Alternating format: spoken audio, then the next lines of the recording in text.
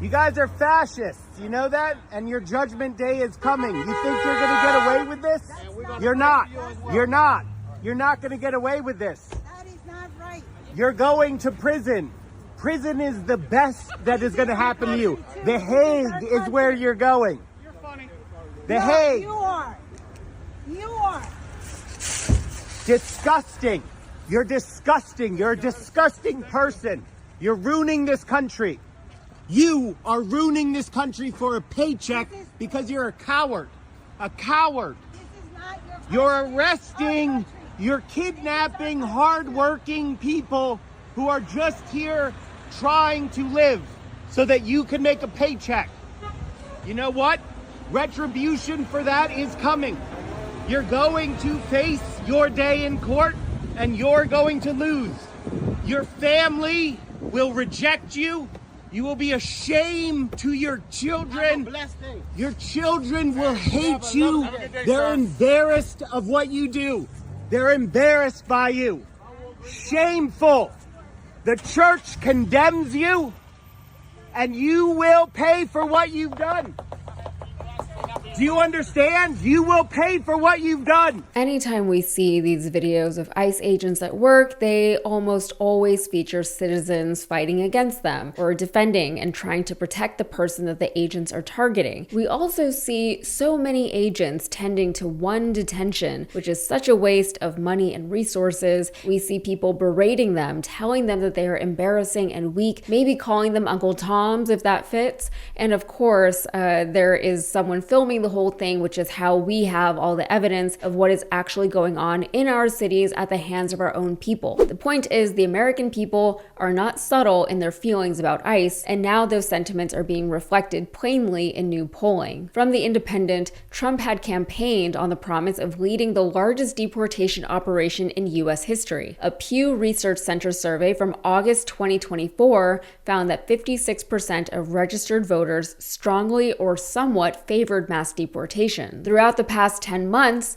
Trump's deportation operation has been on full display as chaotic raids take place in Los Angeles, Chicago, and most recently, Charlotte, North Carolina. It seems Americans are not liking what they are seeing, as a new Daily Mail/JL Partners poll found that ICE has just a 34% approval rating. This is a 4 percentage point drop since last month. Also, the Daily Mail found that of the 55% of Americans who just overall disapprove of Trump's presidency, 41% cited immigration enforcement as one of their top reasons why. So both ICE and Trump are declining in popularity.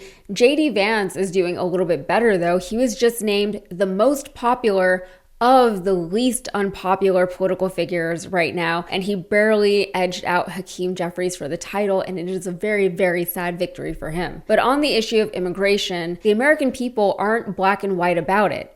There's actually a lot of bipartisan support for some kind of immigration reform. Most people just don't like the ways in which it is currently being done. So first, here is where red and blue disagree on matters pertaining to immigration reform, according to Pew Research. Nearly 9 in 10 Trump supporters, or 88%, favor mass deportations of immigrants living in the country illegally. In contrast, only 27% of Harris supporters favor mass deportations, while 72% oppose. More than a third of Trump supporters, 37%, favor allowing undocumented immigrants to live and work in the U.S. if they are married to an American citizen, compared with 80% of Harris supporters who say the same, and about half of Trump supporters, 49%, support admitting more civilian refugees who are escaping war or violence, but a majority of Harris supporters, 85%, say the same. But there are some similarities, and here they are. Improving border security is supported by large majorities of both Trump supporters, 96%, and Harris supporters, 80%. Also, admitting more high-skilled immigrants is favored by 71% of Trump supporters and 87% of Harris supporters. The left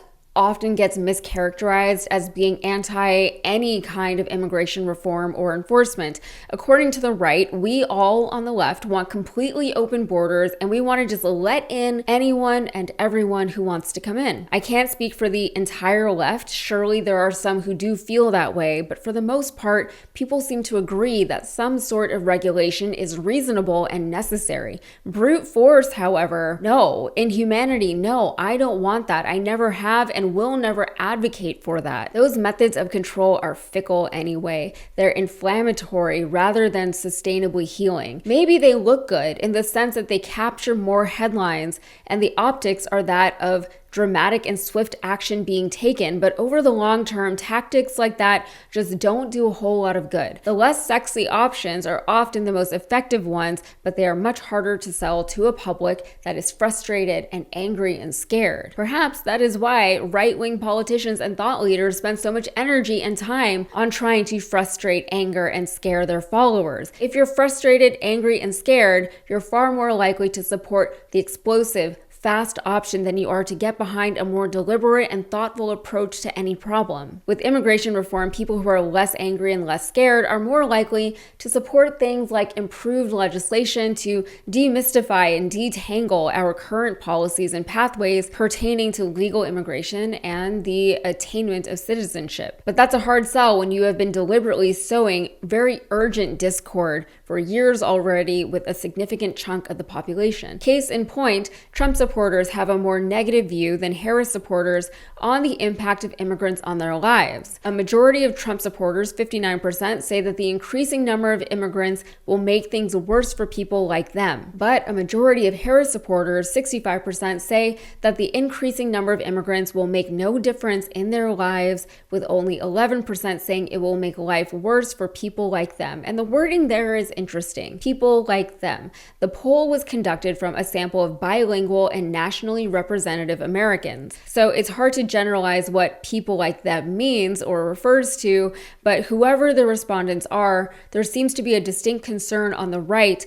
that their lives will be disrupted for the worse as a direct result of increased immigration. On the left, for some reason, there's far less concern about the same thing. Similarly, Trump supporters have a much more negative view of the impact of illegal immigration. An overwhelming majority of Trump supporters, 92%, say immigrants living in the country illegally make crime worse, compared with 37% of Harris supporters. So even though the data doesn't support the idea that crime in this country is being driven by illegal immigrants, the Fox News propaganda is worth its weight in gold because it is working. The truth is that illegal immigrants are less likely to commit crimes than people who are here legally because they're trying to keep a low profile. They're not trying to get in trouble with the law because they could get deported, which is not what they want. The logic doesn't make any sense and the numbers don't back it up, but it doesn't matter. All that matters is the perception, and the perception is being cultivated and crafted by fearmongers with an agenda. Trump's mental health and his physical health seem to be deteriorating before our eyes. Members of his administration are wildly unpopular, even amongst other Republicans,